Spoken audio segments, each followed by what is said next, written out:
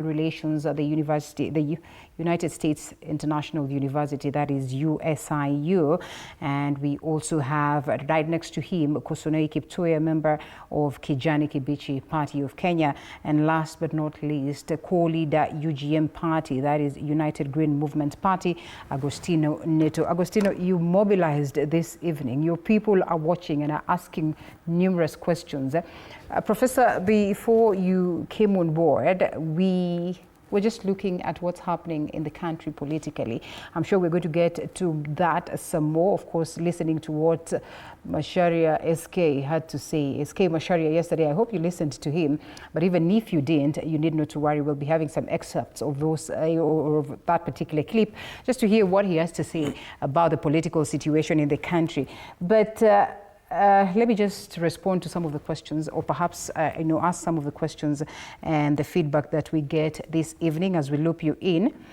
I am watching from Nairobi. First, say hi to Honorable Neto Agostino and ask him if there is any process constitutionally that can take place if the president refuses to appoint or delays on appointing the IBC commission. I hope you can respond to that. There is also one gentleman, that was Dominic Stanley, and then there is Steve Ogutu, who asks, or who says, great insights by your guest.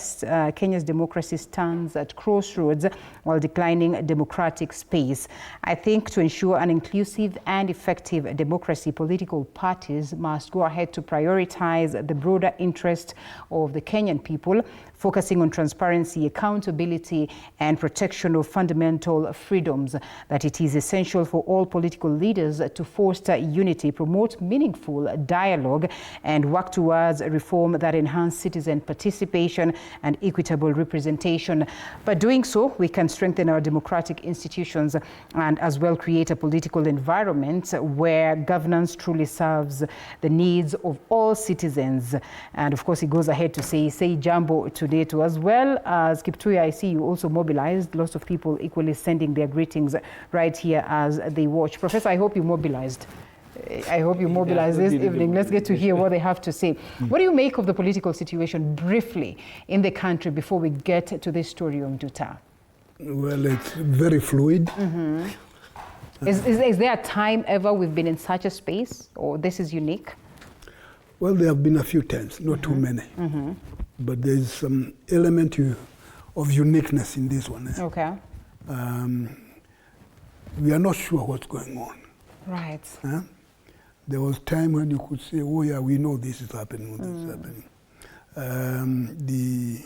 The last handshake has left people wondering how firm the shake was. Yes. Because it was peculiar. Mm-hmm. We have an economy, a country which is suffering economically in a very serious way. We have a country whose foreign policy is in doubt as to which way it is going. So things are not looking as good as they should be. We have a country that appears to have surrendered its sovereignty to some peculiar forces. So we keep on hearing, oh, this happened, oh, this happened. How come? And when you ask, you are told, oh, the IMF told us, or somebody else did this. Which in itself raises the question, since Kenya did not elect the IMF or the World Bank or Adanis, where are they coming in? Right. This kind of thing. A lot of question marks. We have a situation where it appears as if the government is not listening to itself, let alone to other people. And so things appear to go wrong, and nobody can be pinned to say you are responsible for this. So that's why the situation looks rather disturbing. Right. Not to one person, but to many people. And this is across the board. And it needed the hand of Right Honorable Raila Odinga to help solve the situation, because then that is what the leadership says, or? Well, they see fit? I don't think there was need for Raila Odinga to stabilize things. Let's put it this way. Raila is a politician. Ruto is a politician. There are two politicians in trouble, so they get together. So they are saving... They're saving each other. Raila just come from an embarrassment in Addis Ababa. Was that Raila's embarrassment to Kenya's embarrassment? It was Raila. It was Raila's, you think so? Yes. Maybe You're a professor of international relations. What does it paint Kenya to be? No, I think there was misplaced expectation. Okay.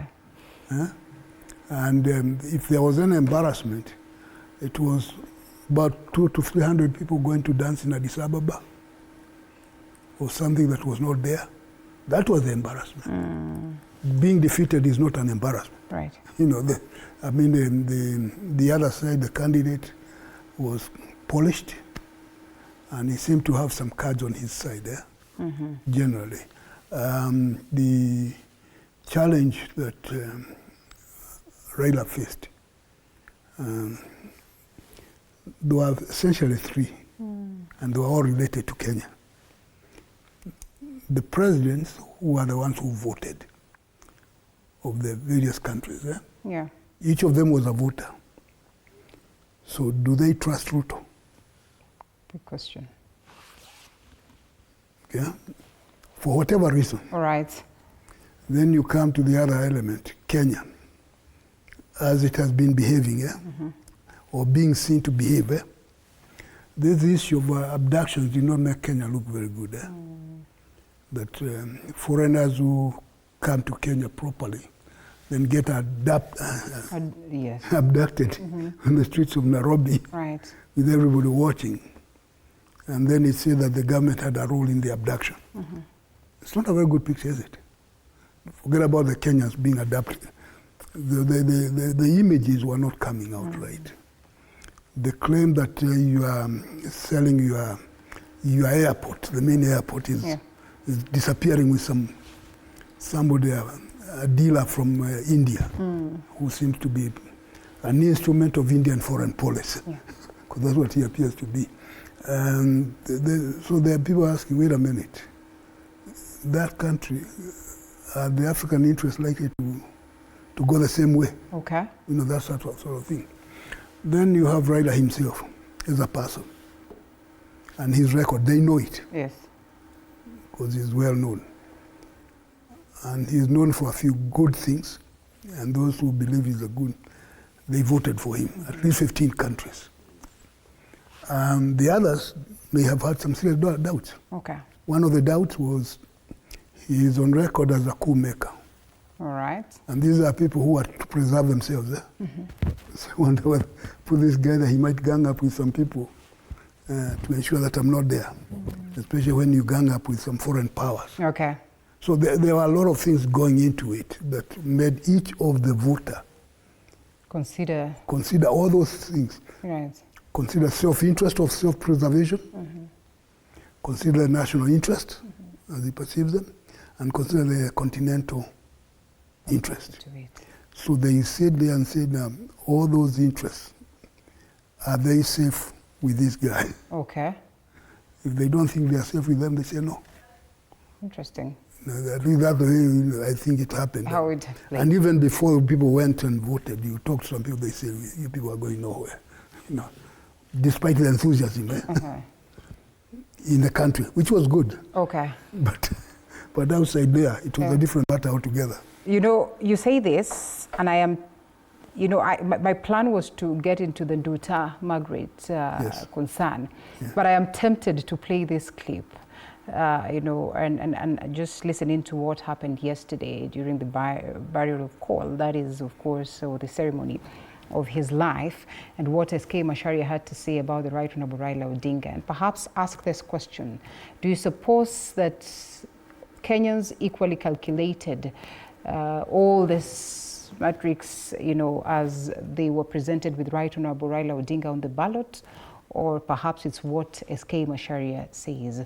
I mean, has the Right Honorable Raila Odinga been flawed on the previous occasions where he's presented his bid?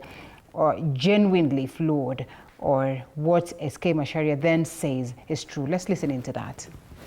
2007, Kibaki won, and we had data, complete data, that it's Raila who had won the election. I know some people will run away here, but let them run away, because we agreed with the Gachagua. I'm speaking to the soul of Gachagua. Here is only the body. And we had agreed whoever dies first will reveal this information for the country. So that's why I'm doing it.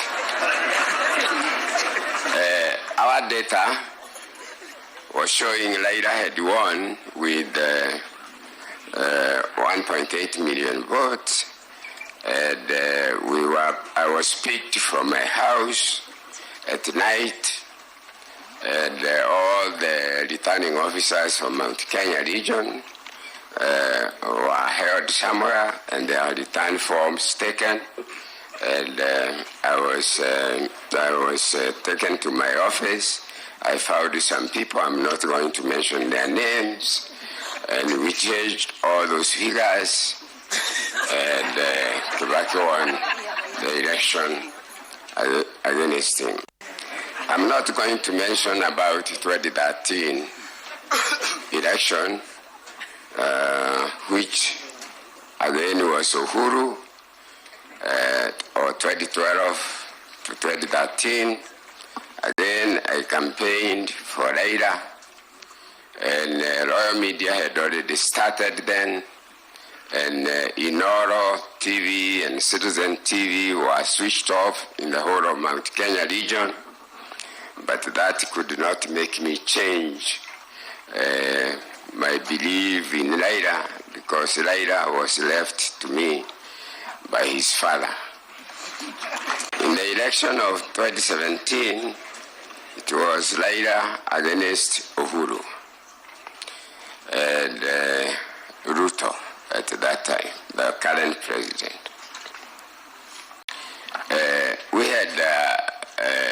We learned that the register had been changed. You keep on pressing me, I will stop. The register has been changed for voters. When you are registered a voter, you have your fingerprint, you have your photograph, and you have full names. That's some names. They have taken some IDs from the death register. They have the names, but they don't have a photograph. That's how Raila got beaten but remember, Malaga could fight discrepancies and drew away the election. And Raila said he's not going to repeat the election with the IBC being not changed. So obviously it was Uhuru and Ruto. They won the second round, the repeat, easily. 2022 election comes. It's Raila against Ruto. They were saying we have deep states, and Ruto would tell them which deep states you have, because Ruto knew exactly how the extra votes would be put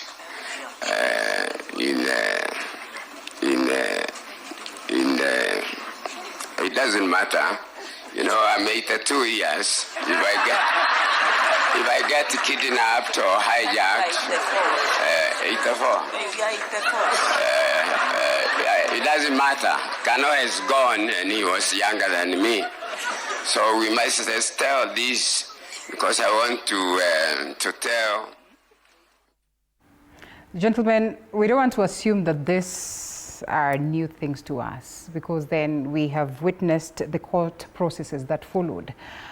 Every other of that election that SK Macharia mentions, just that, of course, Kenyans are excited of this, or perhaps just giving it a keen ear based on the caliber or the persona of SK Macharia, and such allegations or perhaps such utterances coming from him, then perhaps would get us to levels where we want to question some more. And he goes into the nitty-gritty details of what he thinks could have costed the Right Honorable Raila Odinga the elections. What do you make of these utterances at such a time? And in all this, there was Raila, shaking hands. There is Raila handshaking. There's the Grand Coalition government. There's the handshake at 2018, that one of Uhuru, and now there's this one of Ruto, and you want to call it the broad-based government.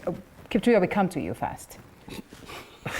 And I know we can't belabor on this so much so because of time, but yes. I would have wanted the professor to elucidate more. Let me try. I think I may actually want to digress because I think we need to move forward. I think if there is one clarion call I've been on this, that's why I say we do not belabor on that so much. So I think, my message is to the young people. Let's take charge of this country. While we appreciate the wisdom and the experience of our elders, we must bring in the ingenuity, the freshness, and the clarity of vision of a new generation. And I think Raila, I wish I could speak to him. I respect him. I love him. He's been the soundtrack of our politics. And let me just get back to what the professor said. I respectfully disagree with the professor. I think we lost because of geopolitics. It might have been, in some small way, a referendum on President Ruto and a referendum on the nation of Kenya, on the missteps we've had in the past few months. But I think, that said, I think let's get a new gear. Let's engage a new gear moving forward. Okay. Yes. Fair enough. But good movement. I think Professor also agrees with you in terms of geopolitics. I think, Linda, the conversation we really need to have today is more of this foreign policy issue. In fact, and we're going to come to that. That's why we say we do not belabor much on this, just that this one, Prof got us here. This one that you've shown us is characteristic, parasitic political behavior. Okay. They want Raila on the ballot in 2027. Yes. So it's that simple. They say he's going to be there, blatantly. So when you see them behave like that, it's simply because they want Raila on the ballot in 2027. And is there anything wrong with that? No. I mean, it's their right to have him on the ballot so that they can sack him some more because he can't win. It's too disorganized to win an election. I mean, I have been blunt with Raila Odinga. Linda, I used to be a member of that party before I founded the UGM party. Election winning requires discipline.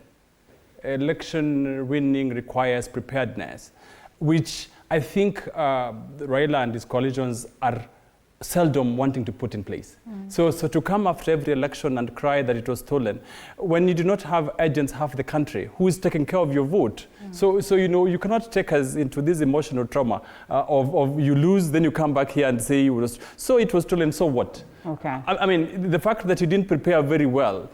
I mean, the last election, the UDA tallying center was full of people. Every constituency had an agent at the UDA tallying center. Manning their vote? No, the secretariat in Nairobi. Okay. They had a floor of people with tallying results, verifying an announcement is made, you send it over.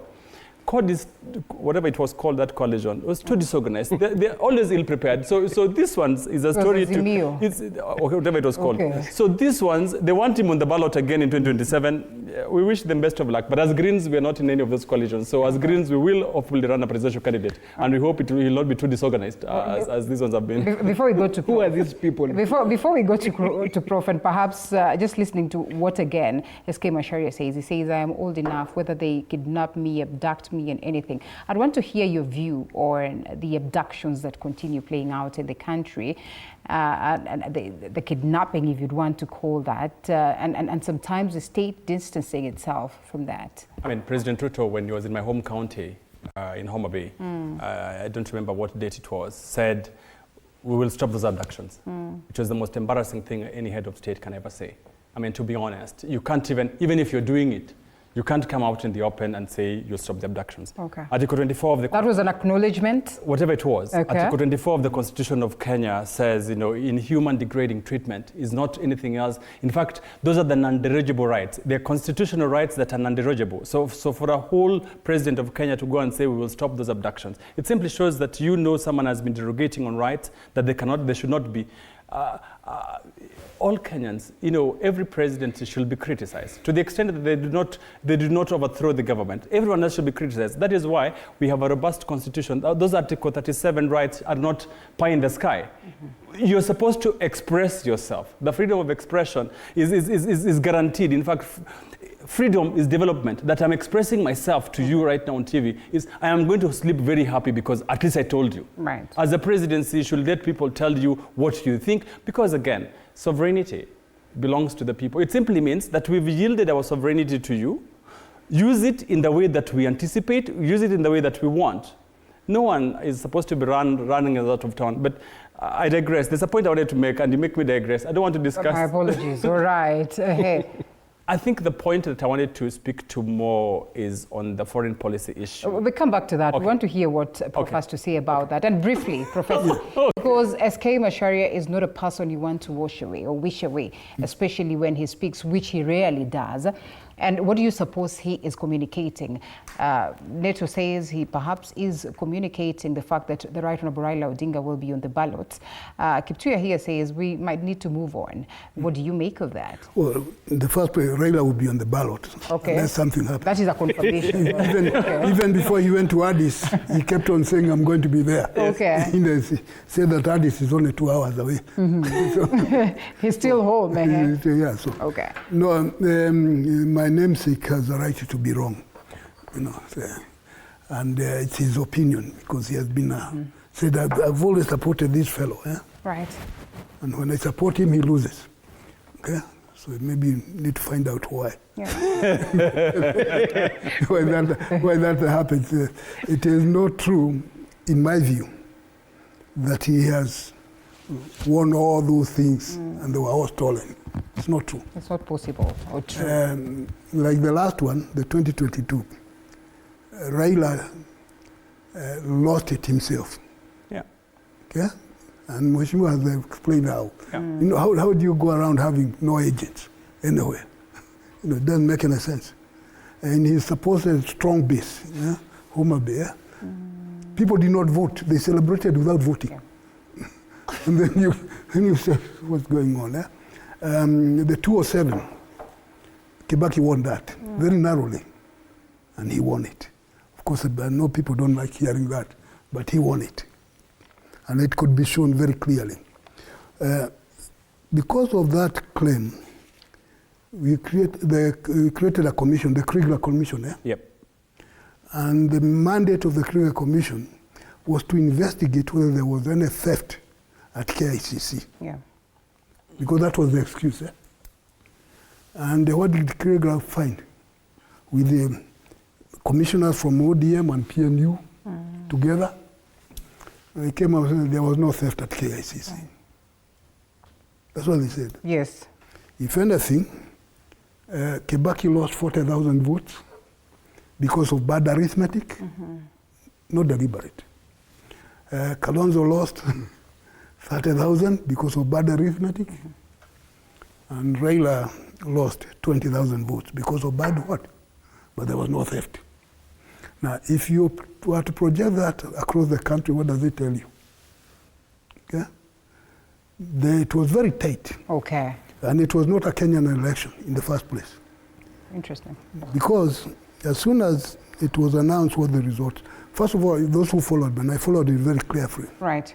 There were 2 days of people jumping on tables, stopping Kevoito from announcing the results. I don't know whether you remember that. Yes. And there was the night of the count. And they agreed to count the votes together, and the result would be announced in the morning. Okay.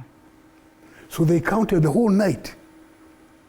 And then the results that were supposed to be announced in the morning, they were not announced because people were jumping on tables. Okay. Ruto among them, saying no. Anyway, but that's a different story. Okay. And as soon as the results were announced, what happened? the British government immediately demanded power sharing. Okay. So you say, on what basis? On what basis? Right. So the whole thing appeared as if it was very well calculated, orchestrated. So what I'm saying is that SK Macharia is a very influential person. Right. He is a man of means, and he has seen his days in the battlefields. But that does not mean that he is right. Okay. But Linda, I think there's something that I need to say. I think let's make it brief so we can get to the 40. I mean, let's be honest. I think Raila won 2007, the 2007 election. Okay. I really think that the only reason why, I mean, of course, I just said that what SK Macharia is saying is because they want to sack up Raila one more time, they want to have him on the ballot. So they're giving him hope. They're fattening him before the slaughter, as they always do. Okay. But 2007, the reason why, I think Kriegler said both sides had stolen the election. You understand? There were electoral malpractices on both sides. And even though there were electoral malpractices on both sides, the ODM, having practiced more electoral malpractice, had actually won the election. So I think that should be the point I wanted to make. a very small point on the... As we close on this, yes. As we close. So Raila Odinga says the only election he has lost is 2002. I mean, the only election which has been fair in Kenya is 2002. And I think we are all in agreement. Bakitosha. Yeah. And that was because, mostly, it was because... No, but that is because his side won. That is because his side won. I mean, let's just blunt about that one. But it's also because I think it was more a protest vote, a referendum on the outgoing president who had gotten very unpopular. Hayati Raisa Moi. But also I think there was an aspect of, there was no tribalism in that election. I think Uhuru Kenyatta was a Kipsigis candidate. Mwai Kibaki was a Luo candidate. So probably maybe when we don't have an ethnic angle in the election, maybe it can get better. And I hope. And next week we actually hope to discuss, the politics of tribe and regions, on this very same set. But then I see time is moving very fast. We shelve that one of Right Honorable Raila Odinga because it will always surface, no matter how much we want to run away from him. But yes, Foreign Affairs Principal Secretary Kware Singwe says that of course he held a phone conversation with Vietnam's Deputy Minister Foreign Affairs Nguyen Minh Hang. And he conveyed the anxiety of Kenyans, of course, to that particular state over the concern of Margaret Njuguna Macharia. Today there's a informally requested stay off namesake. We really haven't gotten any development as to that. We are still waiting to hear what has played out. The silence is deafening, as many would say. But before it gets to that point, gentlemen, and Neto, because you said that you're a student of Macharia Munene, I'm sure he would eagerly wait to hear what you make of this situation of Nduta, and Kenyans calling upon the government to intervene. What does it mean? I mean, how did it have? Why did it have to get to this very point, and how best can we handle it? Yeah. So first of all, I think the reason why I was eager to talk about this is for three reasons. I think Nduta's situation is dicey, and I'll tell you why. And the government acknowledges that. Yeah, but the government, that is where the problem begins, and that's where I want to start. I think Professor Macharia Munene has spoken that, Kenya currently looks like we do not have a foreign policy. Yeah. I mean, the foreign policy is what the president wakes up in bed in the morning thinking. That's not how foreign policy works. Foreign policy, and of course, because Prof is speaking after me, I'm happy for him to correct my mistakes as my professor. Number one, foreign policy requires of you to have non-interference in another state party. There's a reason why I'm saying this, because of both the Raila issue, because of Nduta's issue, and also because of something that's coming up, the UN Secretary General elections that is coming up. So that we situate the Kenyan problem in a way that most Kenyans would understand. So number one, the principle of non-interference. And you saw the issues around the DRC Congo towards the Raila election, where Kenya was suspect of having engaged in the Congo in a way that was not proper. Yeah. You've seen the second principle of foreign policy is the principle of non-aggression. You know, so you've seen lately, Kenya has hosted the Sudan something, the SLF. Yes. Rapid force. I'm just trying to break for you the ingredients of foreign policy. Then I land at this particular issue of Nduta. You know, so the third issue in terms of foreign policy is the issue of mutual benefit. That, you know, the reason why you're engaging with other colleague states is so that at least you benefit from each other in terms of how we engage. The other one is peaceful coexistence. And then lastly, of course, respect for sovereignty. So if you look at those five or so pillars of foreign policy, you discover that Kenya is doing very badly. And so the issue of Nduta, you know, the reason why foreign policy exists is because that's how the government wants to express itself to other colleagues. Now, Nduta's issue was only dealt with, in my view, the only time the PS Foreign Affairs spoke about it is later today, when Kenyans now were angry. It simply shows you that we have a government that is groping in the dark, a government that has lost its true north with regard to foreign policy. And if we proceed that way, there are many things that Kenya is going to lose on. Kenya is going to lose on because then you become suspect in the international forum. In the international arena, you become very suspect. I think Nduta's case dies as it is.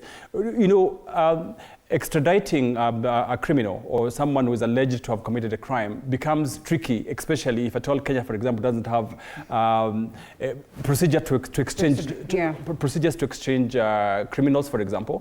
And number two, with regard to the crime of drug trafficking in Vietnam, it's a serious crime within the meaning of the Vietnamese government. But Kenya would have handled it better in terms of they should not have rushed in last minute. I mean, it's 24 hours to go. That's when every system is going. So I really think that the reason why we're behaving that way is because you're not understanding that Kenyans abroad, any Kenyan in diaspora, is a citizen of Kenya and is subject to the protection of the Kenyan Republic. If the Kenyan government understood it that way, that we have young Kenyans dying in UAE or in the Middle East, young men who've gone to work or young men who've been conned in the government or airlift program to become slaves, you know, we basically subjecting our young men and women to modern day slavery in a way that really compromises our foreign policy issues. But I really think that if we do not get our house in order, everything else that Kenya puts its hand on, the AU election was one that we should not have lost. Okay. I mean, losing to a small country like Djibouti, honestly, it's the most embarrassing thing that can ever happen to a country like Kenya, that, you know, Djibouti, who knows this country? And look, it's just because of our foreign policy approach. And I think now Professor can pick it from me. Thanks. All right. Kiptui, I want to say something before we hear from Prof. Yes, vis-a-vis Nduta, I think it's rather unfortunate. I don't want to get into the merits and the demerits of the government, or even Nduta herself. Okay. Whether she's guilty or not. But I think when we are outside Kenya, we are a family. We should be more of a family than even how we are here. So I think we ought to have looked at this case, I agree with my senior here, in a more nuanced way. Then we come later now, we try to get Nduta home, then as Mheshimiwa says, she be charged. We try our best to get her outside the laws of Vietnam. Then we get her home. But I will also, I think as family, I think I'm really trying not to give my real opinion about this, but I think this is an assumption. If at all she's guilty, she's not yet been judged, I think this is tough love. I think we could be exporting some of our bad manners outside our borders. All right. Yeah. So I think we ought to have a conversation with ourselves. Complex, they call it. Dicey, they call it. Complicated, the country calls it. And one would want to ask, why did the government take that kind of a delay of approach as to addressing this? And how critical is it for, you know, a country to have perhaps an embassy, ambassadors representing us in the various countries across the globe, such that they would handle some of these concerns before they get to, you know, now the country?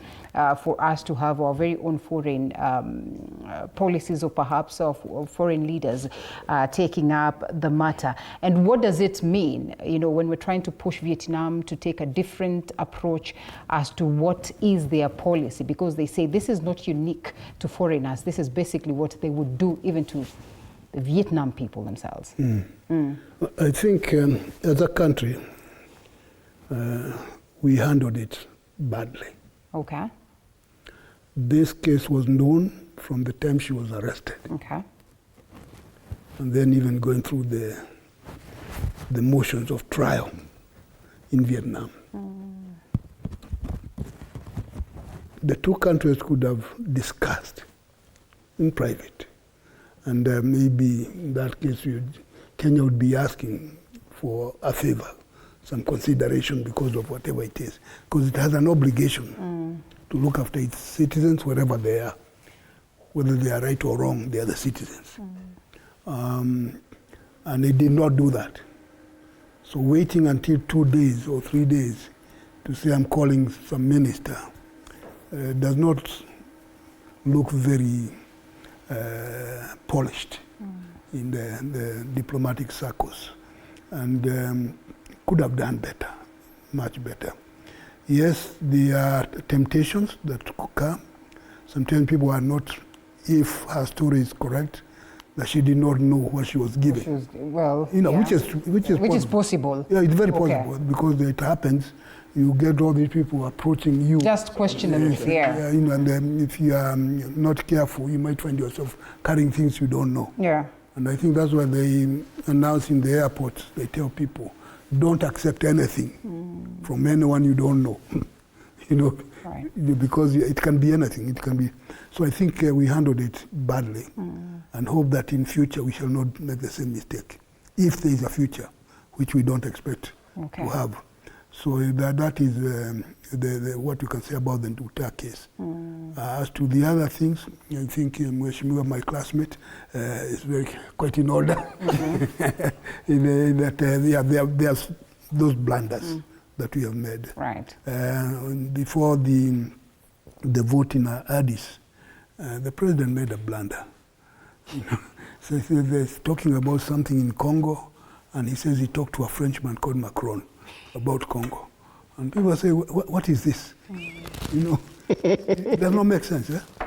He should have called his colleagues Ramaphosa, or even Tshisekedi himself, or even, But we are now that he's talked to Macron about something in Congo.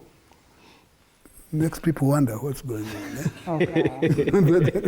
And the other day we hosted rebels, or people who are considered to be rebels in Sudan, so that they can form an alternative government. What message is that to Sudan? Yeah?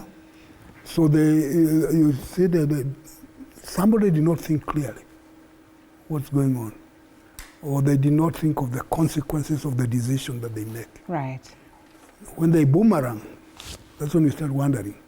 So now the Sudanese don't want to drink our tea and other things. Okay. But that's not, the main problem is on the policy making level. All right. When you have the wrong people making policy, especially people who don't want to consider the past. We have been told that history is not important, so don't know. And therefore, do some strange things. Then you end up making mistakes, which have no place in a country like Kenya that should be upfront there. So we have that problem. All right, fair enough. Gentlemen, this matter would have been accorded more time, but because then we are awaiting the developments of the same, I think we will articulate this more tomorrow night. I hope we will have, of course, gotten details from what is playing out in Vietnam and the numerous other cases that are playing out in the country. I must admit that it's been a great show and, of course, immense feedback coming from the people. Perhaps I have lost, anyway, lots of it. We appreciate what it is that you have sent us this evening. And of course, special appreciation to the guests. That is last speaker, Professor Macharia Munene, who is the Professor International Relations, that is at USIU. And next to Professor Macharia Munene, Kosonei Kiptuya, member Kijani Kibichi, Party of Kenya, coming up, right? As well as Agustino Neto, co-leader, UGM party leader. Unless there is something you want to add, 30 seconds. I think it's at this very point that we must close. First is just to thank you for hosting the UGM party again. And just to tell the young Kenyans that 2027 is a critical election. They have to organize themselves. It is for them to determine the 2027 elections. Right. The world is moving towards sustainability, and they must organize themselves into an ideology that can then espouse ideology. Karibuni Chama, UGM party. Thank you so much. All right, thank you. Thank you for hosting me, Linda. I've been looking forward to coming to your august studios. Yes. I'm ending on a sad note, a very sad note.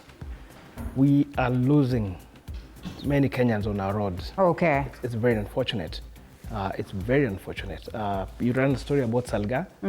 It's rather very unfortunate. We have to be safe. We have to try our level best. Well said. 30 seconds, Paul. Yeah, I think the government should give IDs to all the young people. Interesting. Because they are not getting IDs. Yeah. Which means that they cannot register to vote. As voters. And that is not a very good thing. Okay, that is not so much of a good But on top of that, just one final thing. Despite things being rough, people should not lose hope. Okay. Yeah. Soldier on. And Lavu Oshumu says, sina la kusema, japo nawaombea Mungu awape nguvu na imani ya kusaidia Margaret Njuguna aliyopo taabani nchini Vietnam. Hakika hatuna cha kuwalipa. And of course, we'll be looking forward to see what happens as to that developing story, to highlight it some more, even as we look at the country's foreign policy and basically the diplomatic approach to things. My name is Linda Alela. It was great having you. Once again, appreciating the gentleman on set and you back at home for the immense feedback. I look forward to see you again tomorrow as we continue sitting in for George Maringa and as we continue talking about matters that matter to us as a people. Appreciating the entire team that has made this broadcast a success. A special thanks to the sign language interpreter, Catherine Simaloi. I see you again tomorrow. Do have yourself a lovely night and a week ahead.